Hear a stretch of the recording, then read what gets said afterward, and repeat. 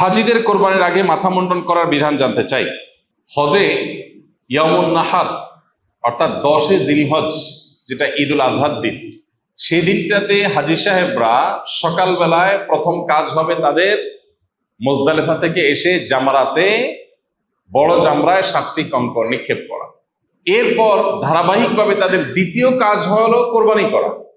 তারপরের কাজ হলো মাথা মুন্ডন করা বা চুল ছোট করা।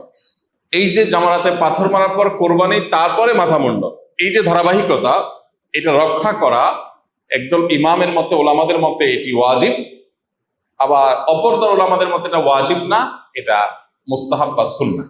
এখন যাদের মতে ওয়াজিব, যেমন ওলামায়ে আহনাফ বা হানাফি মাযহাবের মুফতাবিহি কওল অনুযায়ী এটা ওয়াজিব, ইমাম আবু হানিফা রাহমাতুল্লাহর মত অনুযায়ী এটা ওয়াজিব, এবং এটা সতর্কতামূলক মত হিসেবে এটার উপরে হানাফি মাযহাবের ফতোয়া। এখন কথা হলো, বর্তমানে হাজি সাহেবরা নিজেরা জামারাতে পাথর মারার পর কোরবানি করার পথ একরকম বন্ধ বললেই চলে। সৌদি আরবে সরকারিভাবে এটা নিষিদ্ধ। কোরবানির টাকা এই বছর বিশেষ করে হজের প্যাকেজের সাথে নিয়ে নেওয়া হয়েছে, সৌদি গভর্নমেন্ট নিয়ে নিয়েছে। সবার পক্ষ থেকে সবার কোরবানি সৌদি গভর্নমেন্ট করে দিবে। অন্যান্য বছর ঐচ্ছিক ভাবে মানুষ চাইলে কোরবানির জন্য টাকা জমা দিতে, চাইলে নিজস্বভাবে করতো।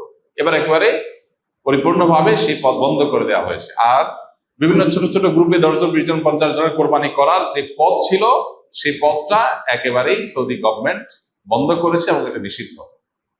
এখন প্রশ্ন হলো, সৌদি গভর্নমেন্ট যে কোরবানি করবে তারা তো একসাথে এই যে হজ যাত্রী যতজন আছে, 15 লাখ, 20 লাখ, যাই হোক, এই হাজিদের সবার কোরবানি যখন একটা অথরিটি করবে, তো 20 লাখ বা 25 লাখ বা 15 লাখ যে কোরবানি হোক না কেন, এই সংখ্যক, বিপুল সংখ্যক কোরবানি তো আসলে একদিনে বা 2-4 ঘন্টা করা সম্ভব না।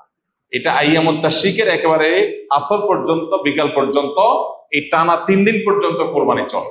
এখন প্রশ্ন হলো, কোরবানির এক পর্যন্ত তো মাথা মুন্ডন করা যাবে না হানাফি মাযহাব মুফতাবি কওল অনুযায়ী, ফতোয়া যে কওলের উপর, আবু রাহমাতুল্লাহর কথার উপরে, তো সেটা অনুযায়ী তো 3 দিন পর্যন্ত ইহরামের কাপড়ে থাকা লাগবে। এটা তো কঠিন কাজ হাজী সাহেবদের জন্য।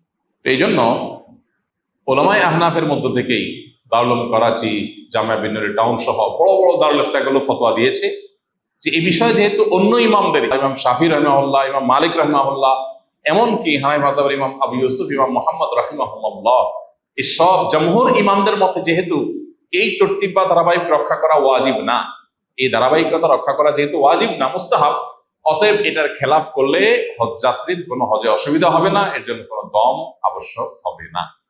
বিধায় এই বছর বাংলাদেশ, পাকিস্তান, ইন্ডিয়া বা পৃথিবীর যে কোনো প্রান্ত থেকে হানাফি মাযহাবের ফলোয়ার যে সমস্ত হজ যাত্রীরা হজ করবেন, তারা যদি সৌদি গভর্নমেন্টকে যেহেতু দায়িত্ব দিয়ে দিয়েছে কোরবানির জন্য, তারা কখন করবে আমরা জানি না, তারা যদি এই দায়িত্ব দেওয়ার পর জামারাতে পাথর মারার পর মাথা চুল মুন্ডন করে ফেলেন, কোরবানি হয়েছে কিনা নিশ্চিত হওয়া ছাড়া, তারপরও তাদের হজ হয়ে যাবে ইনশাআল্লাহ, কোনো অসুবিধা হবে না এবং এর জন্য কোনো দম দিতে হবে না। আর অন্যান্য ওলামায়ে কেরাম, জমহুর বা সংখ্যাগরিষ্ঠ ইমামদের যে মত, যেটা মুস্তাহাব বা সুন্নাহ, ওয়াজিব না, তাদের মত অনুযায়ী কোনো অসুবিধাই নাই। বারকাইফ সর্বাবস্থায় খোলাসা কথা হলো যে সাধারণ অবস্থাতে হানাফি মাযহাবের ওলামাদের মুফতাবি কওল যেটা, ফতোয়া যে কথার উপরে, সেটা হলো যে ধারাবাহিকতা রক্ষা করতে হবে। আগে জামরাতে পাথর মারা হবে, তারপরে কোরবানি হতে হবে, তারপরে মাথা মুন্ডন করতে হবে। এটা ব্যত্যয় করলে দম আসবে, এটা স্বাভাবিক অবস্থা। যেহেতু সে অবস্থা এখন নাই, কোরবানি আমাদের হাতে না, তারা কোরবানির দায়িত্ব নিয়েছেন এবং তারা করবেন, অনেকগুলো করবেন। অতএব যদি এমন কোনো পথ খোলা থাকে যে বাংলাদেশের বা সাবকন্টিনেন্টের মানুষের কোরবানিগুলো তারা এতটার মধ্যে করে দিবে, এরকম যদি কোনো টাইমিং জানা যায়, তাহলে সে পর্যন্ত অপেক্ষা করলে, তারপরে মাথার চুল মুন্ডন করলে। আর যদি সেটা জানা না যায় এবং সেটা যদি অনেক দীর্ঘমেয়াদী সময় হয়, এতক্ষণ টিকে থাকা কঠিন হয়, তাহলে সেক্ষেত্রে ওলামায়ে আহনাফের প্রসিদ্ধ দারুল ইফতাগুলোর ফতোয়া অনুযায়ীও এই আমলে, অর্থাৎ আপনার ধারাবাহিকতা রক্ষা না করলেও হজের কোনো ক্ষতি হবে না। কোরবানি আসলে এক শ্রেণী মানুষের মায়া কান্না দেখা যায়, তাদের ব্যাপারে আপনার অভিমত কি? কোরবানি আসলে যারা মায়া কান্না করে, অর্থাৎ পশুর প্রতি মায়া দেখায়, যে এতগুলো পশুকে একদিনে শেষ করা হচ্ছে, তারা জানেন কিনা যে প্রতি বছর শুধু কোরবানিকে ঘিরে 1 লক্ষ কোটি টাকার বেশি লেনদেন বাংলাদেশে হয়ে থাকে। এক সময়, আজ থেকে 15-20 বছর আগেও আমরা দেখেছি যে ইন্ডিয়ান গরু ছাড়া আমাদের দেশে কোরবানির যে চাহিদা সেটা পূরণ করা যেত না। বাজারে ইন্ডিয়ান গরুতে সয়লাভ থাকতো, কিন্তু এখন আলহামদুলিল্লাহ কোরবানিতে এই যে লক্ষ লক্ষ পশু জবে করা হয়, লক্ষ লক্ষ পশু জবে করা হয় এবং শত শত নয় হাজার হাজার কোটি টাকার যে লেনদেন হয়, একটা দেশের অর্থনীতির জন্য এটা যে কত পজিটিভ এবং গুরুত্বপূর্ণ এবং ইতিবাচক দিক, সেটা বোঝার জন্য অর্থনীতির ছাত্র হওয়ার দরকার নেই। আমরা দেখি যে আমাদের দেশে এখন আমাদের কৃষক ভাইয়েরা বিভিন্ন পর্যায়ে মানুষ গরু ছাগল নিজেরা ব্যক্তিগত প্রচেষ্টায় পুষে খামার করে এই পরিমাণ উৎপাদন বাড়িয়েছে যে এখন আর ইন্ডিয়ান গরুর উপরে আমাদের কোরবানির বাজার নির্ভর করে না।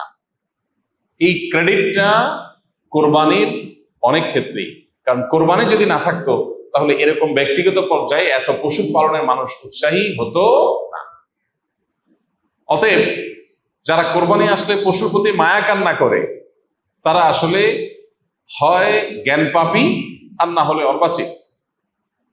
তারা কোরবানির পেছনের যে অন্তর্নিহিত বিশাল অর্থনৈতিক গুরুত্বপূর্ণ ভূমিকা আছে আমাদের দেশের জন্য, শুধু অর্থনৈতিক ভূমিকায় না, এর পেছনে আরো অনেক কিছু আছে। অনেক গরিব প্রান্তিক জনগোষ্ঠীর অনেক মানুষ আছেন যারা সারা বছর নিজের টাকায় গোশত কিনে খাওয়ার মতো সামর্থ্য তাদের খুব একটা থাকে না। তাদের শরীরে আমিষের যে ঘাটতি আছে, এই ঘাটতি পূরণ করবার ক্ষেত্রে কোরবানির ভূমিকা অপরিসীম। অনেক ক্ষুদ্র ক্ষুদ্র উদ্যোক্তা আছেন, ছোট ছোট ব্যবসায়ী আছেন, যে অনেক বিধবা আছেন যে 2-4-6টা ছাগল তিনি পালেন, 1 বছর পালার পর কোরবানিতে বিক্রি করে যে লাভ হয় তা দিয়ে তার সংসার চলে। আলহামদুলিল্লাহ, এই যে ক্ষুদ্র ক্ষুদ্র উদ্যোক্তা তৈরি করা, তাদেরকে বাঁচিয়ে রাখা এবং এই জাতীয় আরো যত রকমের সুফল আছে কোরবানিকে ঘিরে, দেখা যায় যে কাঁঠাল পাতা এটা সারা বছর কোনো কাজে লাগে না, কিন্তু কোরবানিকে ঘিরে প্রচুর পরিমাণে কাঁঠালের পাতা গাছ থেকে সংগ্রহ করা, পাড়া, তারপরে সেটা বিক্রি করা, তারপরে খড় বিক্রি করা, তারপরে গরুর খাবার বিক্রি করা, তারপরে কোরবানির জন্য গরুর গোশত বানাতে হবে সেজন্য কাঠের গুঁড়ি তৈরি করা, সেগুলো বিক্রি করা, তারপরে যারা কামারের কাজ করে, লোহা লক্কর নিয়ে যারা কাজ করে, তারা দেখা যায় দাও বটি ইত্যাদি ধার করার কাজ করে। এরকম বহু পেশার মানুষ তাদের জীবিকা নির্ভর করে কোরবানির উপরে। সবচেয়ে বড় কথা হতো আল্লাহ তাআলার নির্দেশ, নবী সাল্লাল্লাহু আলাইহি সাল্লামের নির্দেশ, সেটা তো সবচেয়ে বড় কথা আছেই। এর পাশাপাশি কোরবানির যত আর্থ সামাজিক উপকারিতা আছে সেটার দিকে যদি কেউ একটু চোখ বোলায়, তাহলে সে কোরবানির ব্যাপারে নেতিবাচক কথা বলতে পারে না, হোক সে নাস্তিক, হোক সে অন্য কোনো ধর্মাবলম্বী। কারণ এর প্রত্যক্ষ সুফল আমরা অগণিত পাচ্ছি। আর যদি কোনো সুফল প্রত্যক্ষ আমরা নাও বুঝি, তারপর আমাদের একিন থাকবে, একজন মুসলমান এই বিশ্বাস থাকবে আল্লাহ এবং তার রাসূল যে নির্দেশ করেছে তার ভিতরে কল্যাণ আছে, অকল্যাণ নাই। যারা কোরবানি আসলে মায়া কান্না করে, এদেরকে দেখবেন তারা বিফ বার্গার আর চিকেন ফ্রাই অন্যদের চাইতে একটু বেশি খায়। শুধু তাদের মায়া কান্নাটা হয় কখন? কোরবানির সময়। আল্লাহ তাআলা তাদের এই দ্বিচারিতা সম্পর্কে আমাদের সতর্ক হওয়ার তৌফিক দান করুন। আস-সুন্নাহ ফাউন্ডেশন, উম্মার স্বার্থে সুন্নাহর সাথে।